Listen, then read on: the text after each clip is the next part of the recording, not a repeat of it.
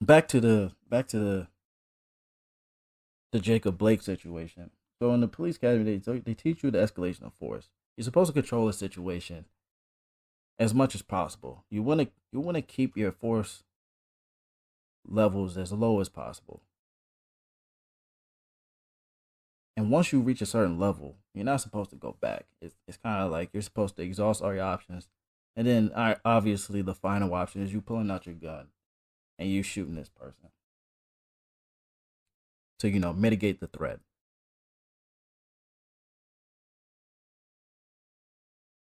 Whenever I see these videos, first thing I always think about is why does this police officer have his gun out? Why did he escalate the threat to that level that fast?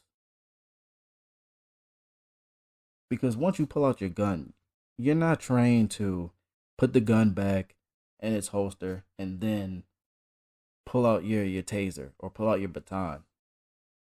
No. Once you pull out that gun, you intend to use that gun. So why do they jump to the utmost extreme right away?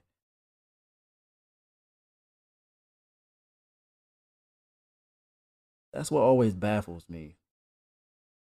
And then of course you always see the cross examination where maybe someone who's white is in a similar altercation and they don't pull their gun out. They're out there, going fist to cuff, or they're out there trying to tase them or whatever have you.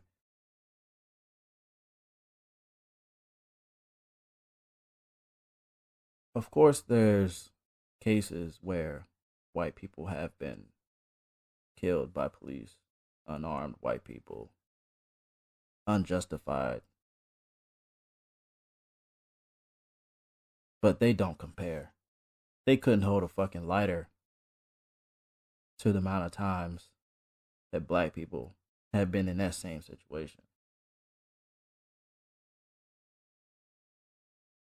So that's the first thing I notice when I see tapes like Jacob Blake when he's walking away. The next thing that comes to mind is why was he walking away? Why was he not listening to commands? What happened before the video that we don't see?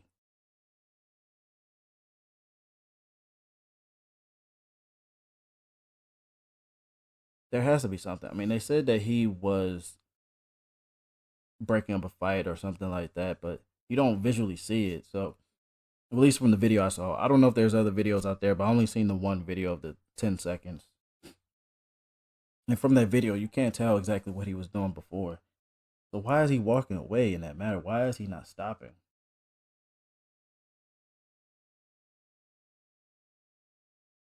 And I also found it interesting that they shot him. Well, they waited until shoot him once he got to the car. That's actually a very key point in the video. Because if they were just to shoot him while he was just casually walking, like how they did the gentleman at Wendy's, I forgot his name, but how they shot him in the back while he was running away. If they were to just do that, then I feel like they would have no case at all. Absolutely none. But the fact that he got into the car, you now can build the case of, well, I don't know what he was going to do. I don't know if he was going to drive and try to drive me over. I don't know if he was going to reach for a weapon that was inside the car. I don't know, no one knows what's in the car except for him, essentially.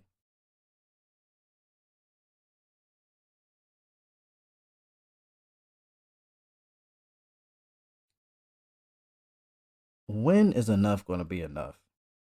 This goes back to what I was saying earlier about how black people are just trying to fight for equality. We are we are getting close to that point where us as a people is becoming revengeful. I saw a video on World Star of a man taking a brick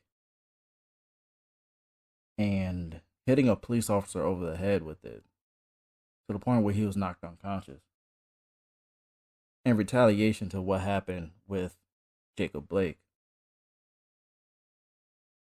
And you know what? Part of me didn't even care. I'm not gonna lie. Part of me saw that and I was like, sucks to suck. That's sad, man. That's sad that that's my first reaction to it. It's like, well, fuck it. He got what was coming to him.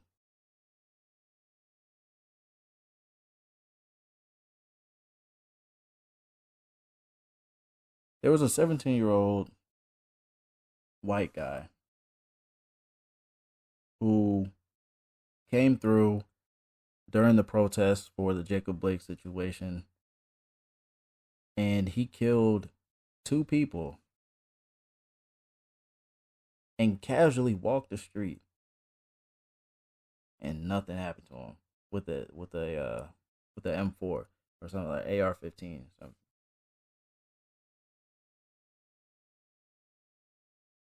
Casually walking the street. Imagine the level of comfortability you have to do that. Imagine the level of entitlement. I wouldn't dare walk down the street. Not only open carry, no, actually turn that firearm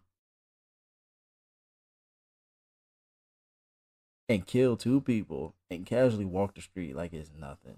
I wouldn't even dare. And he's not doing this where, maybe he won't get caught, maybe. No, he's doing this right in the middle of all the shit. Police are everywhere because they're actively protesting, so police are everywhere. It's like they just watched him walk past and they gave him a head nod. Hey man, good job, brother.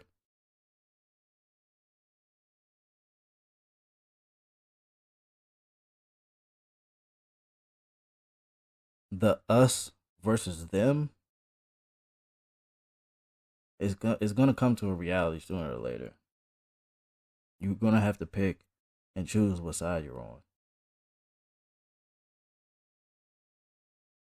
Because that right there with that 17-year-old kid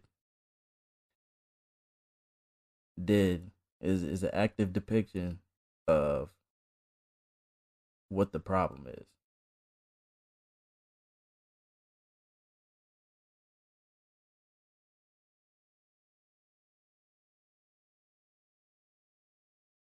Something's got to give, man.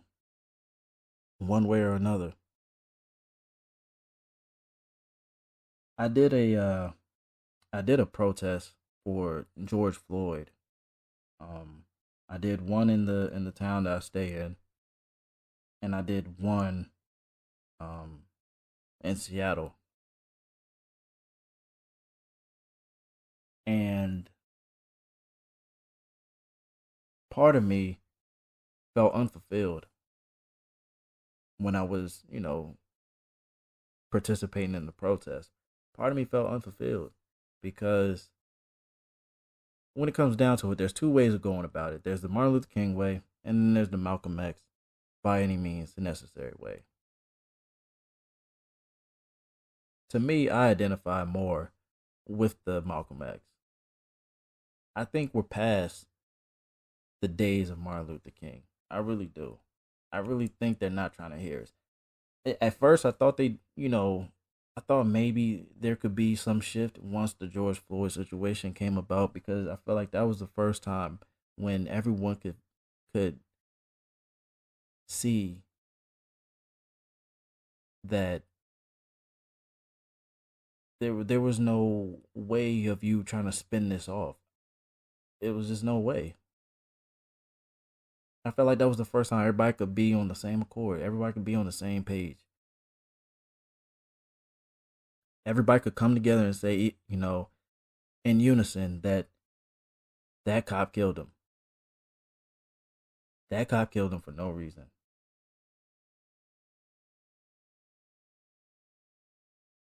thinking back to that video, I couldn't even finish the video. Thinking back to that video, like just the smug look that he had on his face while he was sitting there with his knee on his neck and just his hands in his pocket. It was just so casual to him. It was just fuck it. It was another day at the job. Fuck this guy. Fuck him. It's another one that bites the dust. The racial inequalities really need to be addressed in this country. I deal with it at work. I deal with it outside of work. They really need to be addressed, and they need to be addressed quickly. And white people, don't look at anyone else for the answers. Don't come to black people for the answers. It's not our fault that we're in this position. It's not our fault that we're oppressed. It's not our fault that we're looked at as less than a man. So don't say, oh, well, what can we do to help her? What can we do to fix her? What can you tell me? You figure it out. It would have been all fine and dandy if you just left things the way it should be. How every man should be judged off of what he actually does or what he actually contributes, and vice versa. Not off of, well, he doesn't look like me. I'm intimidated.